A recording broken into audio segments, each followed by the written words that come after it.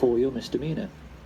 It is with these kinds of tactics, first used by Sam Giancana in the 1930s, that what are now known as the 5 mafia families of the New York metropolitan area, the Genovese, Gambino, Lucchese, Colombo, and the Milano, control all politics in the United States, and through their business arrangements with the 5-star generals and CIA, control all cocaine and heroin trafficking throughout the entire world.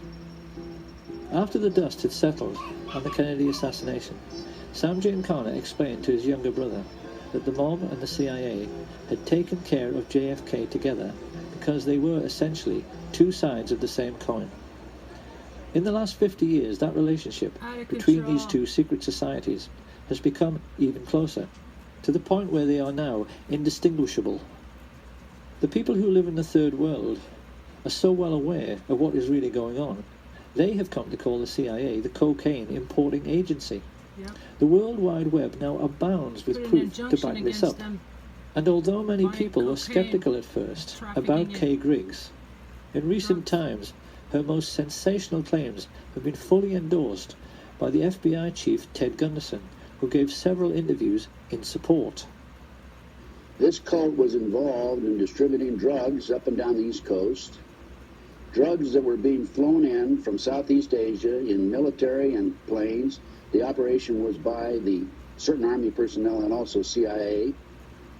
She told me that there were generals involved in the drug operation. There were police officers and at least 2 attorneys in the Fayetteville, North Carolina area. The path that this led me down is mind-boggling. Over the last 23, 24 years, I have developed so much information about the situation as it exists in our great country and gone public with it as much as possible, and yet I am being ignored. What is basically happening is that the United States military use Air Force bases in Europe to connect with the Third World, particularly Pakistan and Afghanistan, where the poppy fields are cultivated. This is the real reason for the conflict in Afghanistan. It's to protect the record harvests of heroin, which almost ended when the Taliban took power. But they don't tell the soldiers this, and it's a truth you'll never hear on NBC or BBC. Having brought the refined cocaine and heroin into Europe and the United States, it is then passed on to the Mafia for sale at street level, sometimes by police officers in uniform. It's an arrangement which nets the generals and the Mafia chiefs billions, and the fact that someone of Ted Gunderson's credibility was completely ignored when he went public with this information underlines the fact that our entire mainstream media, as well as the entire justice system, has been bought off. Go on NBC or CBS? So the question must now be asked: if this shadow government of the world's only superstate can get away with the murder of a president and through their wealth be in total control of the United States military, media and the justice system, what else might they be getting away with? Could it possibly be that the serious researchers have been right all along?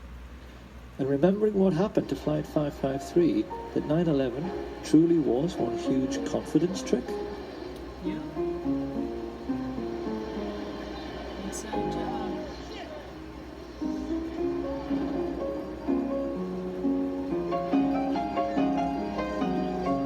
Setup. Inside job. It's a setup. Setup, setup. Inside job.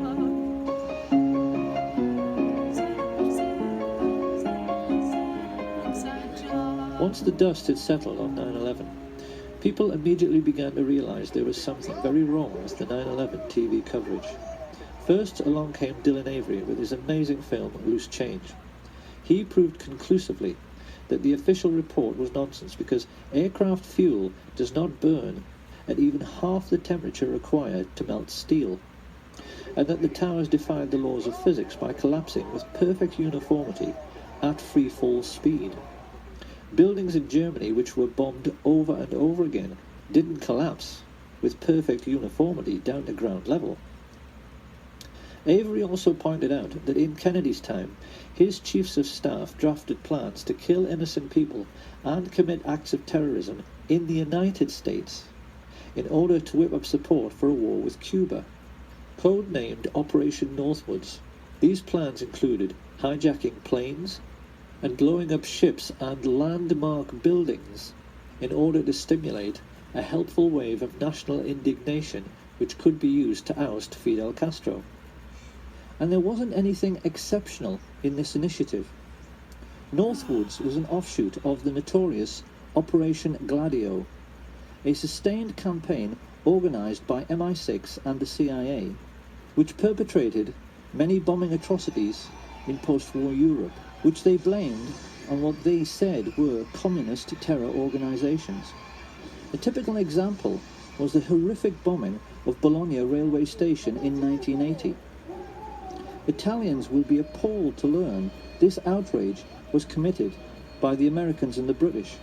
But this particular atrocity, which like all others during this period was intended to keep people living in fear of a bogus enemy, so they would accept increasing state control by so-called strong leaders, illustrates only too well the fact that some 40 years prior to 9/11, the cabal of secret Nazis who killed Kennedy were making serious preparations for terrorist attacks upon their European allies and even upon their own country.